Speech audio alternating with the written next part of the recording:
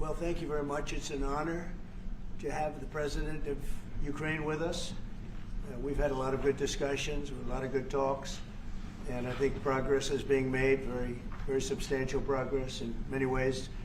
We had a good meeting, as you know, just a short while ago with the President of Russia, and I think there's a possibility that something could come out of it, and today's meeting is very important. We have, I guess, the seven very powerful leaders from Europe, and we're going to be meeting with them right after this meeting, and thank you very much for being here.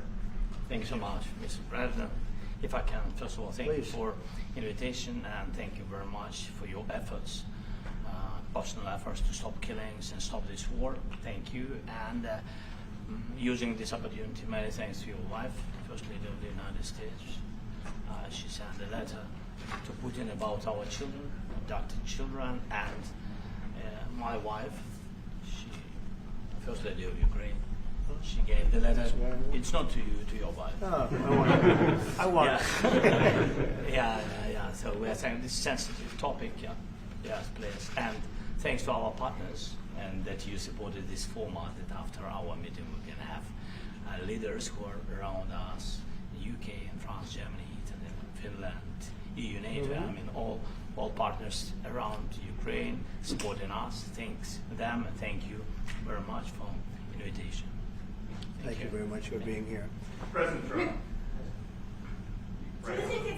Yes, Peter, go ahead. Thank you, President Trump. So, President Zelensky, you say in a post on X today, Russia must end this war, which it itself started. President Trump, you say President Zelensky of Ukraine can end the war with Russia almost immediately if he wants to. Which is it? Yeah, I think that's true. I think we're going to have a meeting. I think if everything works out well today, we'll have a trilat.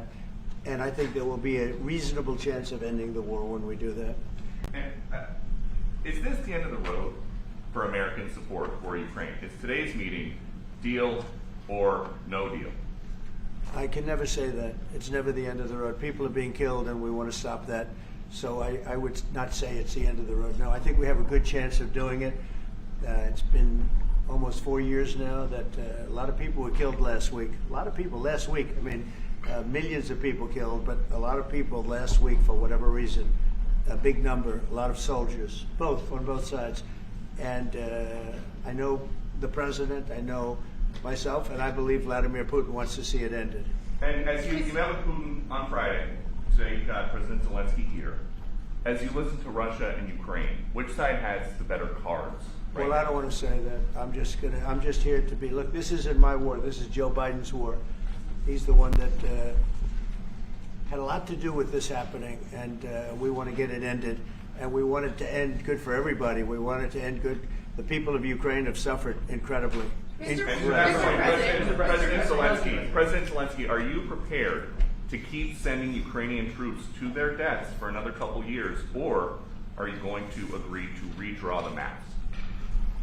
Thank you for your question. So, first of all, we live under each day attacks. You know that today have been a lot of attacks and a lot of wounded people, and the child was dead, small one year and a half. So we need to stop this war, to stop Russia, and we need support, American and European partners, and we will do our best for this. So, and I think we show that we are strong people, and we supported the idea of the United States, of personally of President Trump, to stop this war, to make a diplomatic way of finishing this war, and we are ready for trilateral, as President said. This is a good signal about trilateral. I think this is very good. Thank you. Mr. President,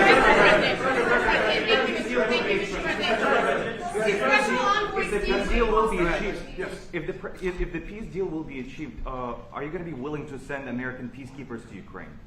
Well, we're going to work with Ukraine. We're going to work with everybody, and we're going to make sure that if there's peace, the peace is going to stay long term. This is very long term. We're not talking about a 2-year peace and then we end up in this mess again. We're going to make sure that everything's good. We'll work with Russia. We're going to work with Ukraine, and we're going to make sure it works.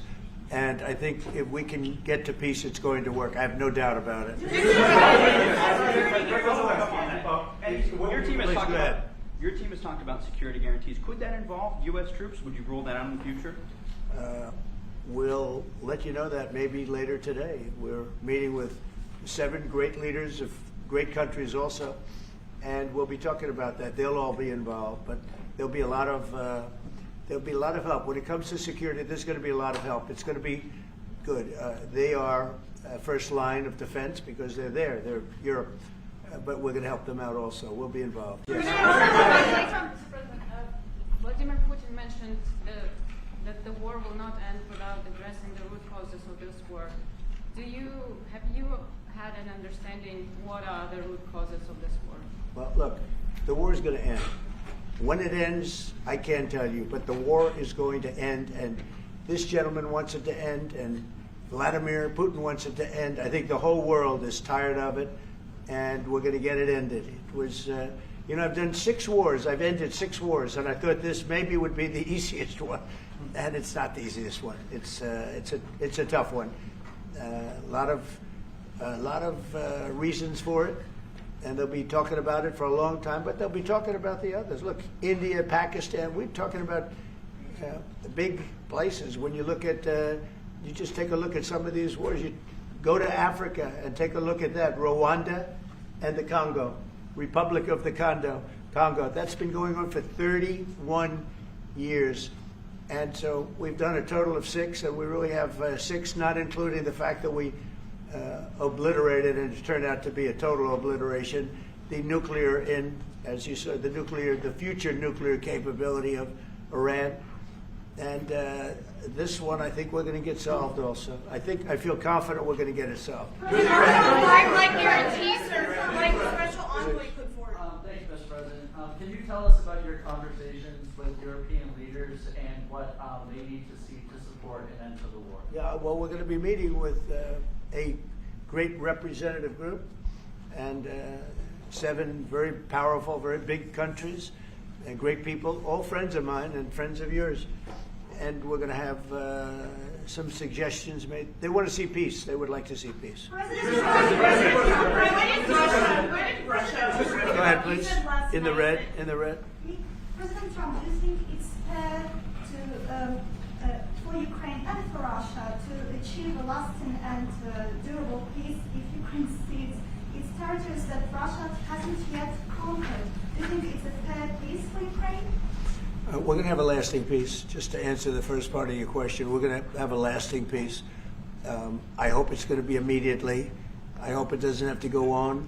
And I think people of the whole world is going to be very happy when that's announced. Yeah, please. Mr. President, you posted on social media, Mr. President, a very touching letter from the First Lady, and the letter was hand-delivered to President Putin, and it calls for an end to the war, essentially, because of the children and the children's future.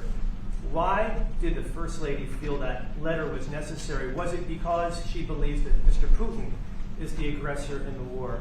Is a similar letter being hand-delivered to President Zelensky? So the First Lady felt very strongly. She's watched the same thing that you watch and that I watch. I see things that you don't get to see, and it's horrible.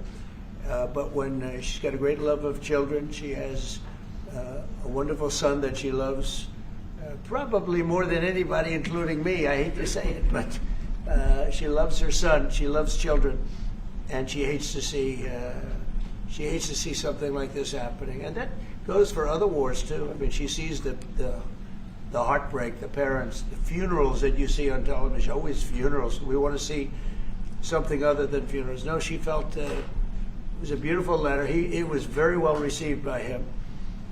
And she did ask me to say, she would love to see this end. She would love to see it end. And she says it very openly, very proudly, and with great sorrow because so many people have been killed. Mr. President, last week. Brian, go ahead, Brian. Yes, sir. I've got a question for each of you. Yes. First of all, President Zelensky. You look fabulous in that suit. I said the same thing. You look good. I said the same thing. Yeah. Isn't that nice? That's the one that attacked you last time. See, now he's in. I remember that. I love that. You look wonderful. No, my first question for you, But President you Zelensky. are in the same suit. I You think see, I changed. You are not. Maybe yours is much better. Yes, Real please. quickly, upon peace, God willing we get peace, are you open to holding an election in your country? Yes, of course. We are open for election, yes. We have to do safety circumstances. And a little bit, we need to work in the parliament, because during the war you can't have elections, but we can do security. We need, maybe, how to say, we need a truth, yes, everywhere, in the battlefield, in the sky, in the sea, yeah, to make possible for people to do democratic, open, legal elections. So you say we are ready. during the war you can't have elections. So let me just say 3.5 years from now. So you mean if we happen to be in a war with somebody, no more elections? Oh, that's good. I wonder what the fake. You like news this is. idea? No, this is No. Speaking of news, I got a question for you. This sounds insane for me even to ask this, but do you think the American media really doesn't even want a peace deal because they've seen they've been so critical of you every step of the way as you lead the charge for peace? It's an amazing phenomenon. I said that if in the settlement you got Moscow, St. Petersburg, and thousands of miles around them, they would say, I made a bad deal. The level of hatred and animosity is incredible. Not with all. I mean, we have great people up here. We also have terrible people up there that I think are told what to say. But, you know, in solving all of these wars, they don't even write about it. You know, I saw major wars. I saw wars that have been going on for 31, 35, and 37, and a couple of quicker ones. One that was going to go into a full-blown deal very quickly. You know what the one I'm talking about. It was a big one. But they don't even write about that. No matter what I do, no matter what, and you know, this is not anything to do with you. It's probably to your advantage in a certain way. But no matter what I do, no matter what deal I make, from my standpoint, you'll come out good. Maybe President Putin will come out good. But they'll say, Trump was absolutely horrible. It's just that, and I've lived with that for a long time. I've lived with it since just before the first election. I used to get great publicity. Now I get the worst publicity anyone's ever gotten in office, but I won in a landslide, so that people understand. They're the only ones that count, ultimately. But I've also had great reporters. I've had journalists that are very good. But it's very sad when you do the right thing. As an example, they said, because of the fact that Vladimir Putin came to American soil, this was a tremendous defeat for Donald Trump. No, it was really wonderful that he did it. It was a hard thing for him to do, to be honest with you. It was the opposite of what they said, but they said it. Now, if he didn't come, they'd say that was also bad for Trump. You know, there's no way. And there's just a great dishonesty of the press, and I think that's why it's lost its credibility. You know, its credibility is at an all-time low. We have a thing going on right now in D.C.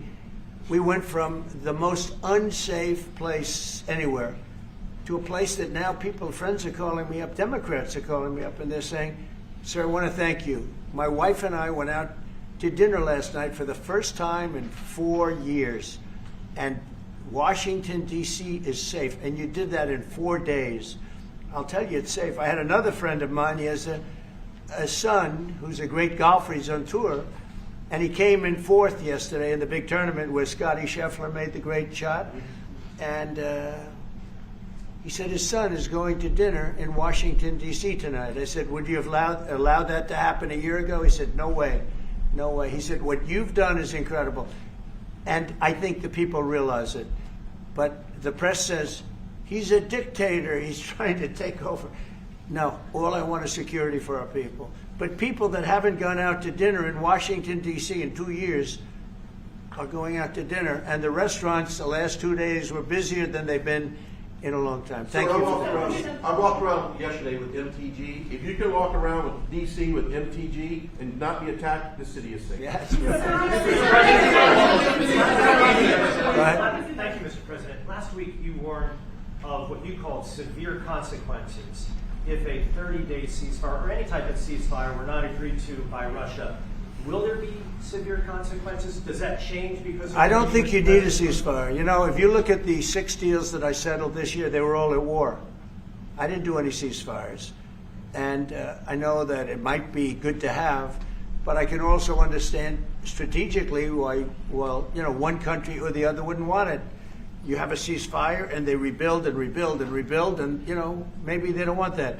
But if you look at the 6 deals that we made peace and you know, long-term, long-running wars, I didn't do any ceasefires. Would I like the concept. You know, I like the concept of a ceasefire for one reason, because you'd stop killing people immediately, as opposed to in 2 weeks or 1 week or whatever it takes. But we can work a deal where we're working on a peace deal while they're fighting. They have to fight. I wish they could stop. I'd like them to stop. But strategically, that could be a disadvantage for one side or the other. But all of these deals I made without even the mention of the words ceasefire. Can you explain the decision to offer Ukraine Article 5 like security guarantees, but stop short of pushing for their full membership? Yeah, well, we haven't done anything on that yet.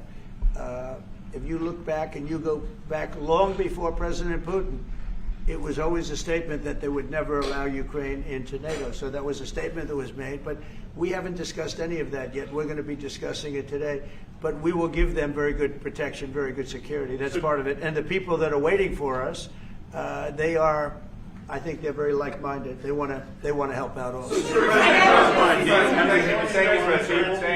you, President Trump.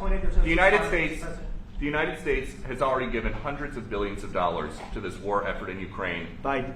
At best, it is a stalemate, and the killing continues. So, President Trump, how much more is the United States willing to give Ukraine? And President Zelensky, how much more do you want?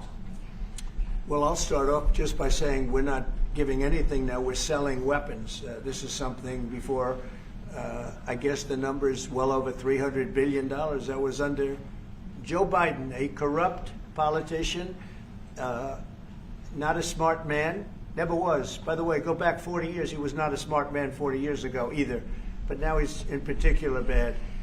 This was done by a corrupt administration that shouldn't have been in, and frankly, if the right results of the election were given, if I were president, this war would have never taken place, and he would have been very happy, because he would have liked to have seen. I mean, they went through hell. He went through hell. This war would have never happened, and the people that were killed, a couple of million people, a lot of people with soldiers and everything else, and the people that have been displaced and forced into other areas and other countries because of what's happened, none of that would have happened. And I'm just saying that he was a horrible president, whether it was the borders or this. He was just a horrible, corrupt president. Mr. President, You want to answer? I can. Thank you so much. So first of all, we have possibility now to buy weapon from the United States. We are thankful for this program and this opportunity. We are thankful for Europe. They pay for this. And through NATO program, for example, Pearl and etc., we have some programs where we can have some money to finance this. And this is a part, I think, it's not a part for the war and to defend us. It also will be a part for security guarantees, to strengthen our army, to rearm Ukrainian army. This is very, very important. And it depends how much money we need to rearm. For example, the question of air defense, we spoke about it with President Trump, and I'm happy that we have now bilateral decisions and we work on it with production, American production. Nobody in Europe has so many air defense like Patriots, for example. We need it very much, and this is also about defending. And I think, I think the good news, we make the best military equipment in the world by far. You mentioned the Patriots. How good are they? Systems. We have systems, they're literally 100% foolproof. And it's really like shooting 2 bullets, 2 bullets hitting each other in the air in a space like this. The chance is 100%. It's 99 to 100%. So we sell the equipment to NATO, and NATO does what, I don't know what the arrangement is that you have with, but I know that they want you to have the equipment. And we're getting the best equipment in the world, but they pay us for the equipment. Under Biden, it was just crazy what was going on. I believe the number is over 300. I think it could be $350 billion worth of equipment and money and everything else. And we've made more progress in settling this war in the last 2 months than they made in 4 years. This should have been settled a long time ago, but it should have never happened. Yeah, please. You pushed out on social media. All right, Brian, go first. You pushed out on social media about doing away with mail-in ballots and potentially electronic voting machines. Can you explain on that? How? Well, that's a very off-topic, just really quickly. Mail-in ballots are corrupt. Mail-in ballots, you can never have a real democracy with mail-in ballots. And we, as a Republican Party, are going to do everything possible that we get rid of mail-in ballots. We're going to start with an executive order that's being written right now by the best lawyers in the country to end mail-in ballots because they're corrupt. And you know that we're the only country in the world, I believe, I may be wrong, but just about the only country in the world that uses them because of what's happened. Massive fraud all over the place. The other thing we want change are the machines. For all of the money they spend, it's approximately 10 times more expensive than paper ballots. And paper ballots are very sophisticated with the watermark paper and everything else.